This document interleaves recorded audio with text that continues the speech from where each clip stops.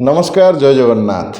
बर्तमान जो मैंने सुभद्रा योजनार पैसा अलरेडी पाई सारे 5,000 टका लेखा जो 25,11,000 जन पाई सारे से भितर आप देखिए बैंक रु पैसा उठेवाई पूरा गजब भिड़ माने भयंकर भिड़ जीवन को बाजी रे लगे पैसा उठेवाई माँ मैंने सब जाऊँच धाड़ी छिड़ा सो आज भिडियो आपको कहबी जो कथा आपन को शुणिया को मिलूँ कि जो पैसा आसी आप पैसा न उठेले से पैसा पुणी रिटर्न पड़ेब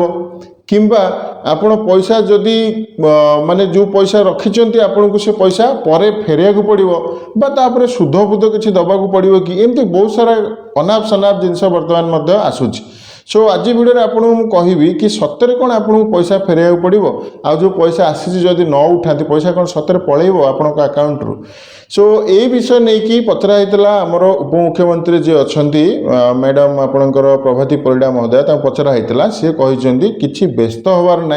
आपण आराम से आपण अकाउंट को जो पैसा जाइए आपणकर से पैसा कहीं नबार ना आपण को सरकार को से पैसा फेरेबार ना ताऊपर कौन सुध भी आपन को दबाक पड़ोनी सो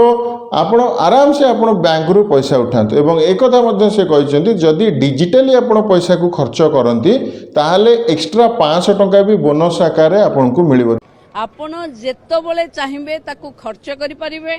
जदि डिजिटली ताकू खर्च कले आउ 500 टंका आपन को बोनस हिसाब रे आमे सुभद्रा प्रधानमंत्री लॉन्चिंग कला परे एक अहेतुक भिड़ बैंक सामना रे आमे देखिवा को पाउछु मु पुणी थरे मते शुणी पारुथिबा ओडिसार साधारण लोक माननकु आश्वस्त करुची कि अकाउंट को जाइथिबा पैसा आपण मानकर सरकार ना ता उपरे शुद्ध नब ना फेरे नब कोनोसी प्रकार भ्रमित न्यूज रे आपण माने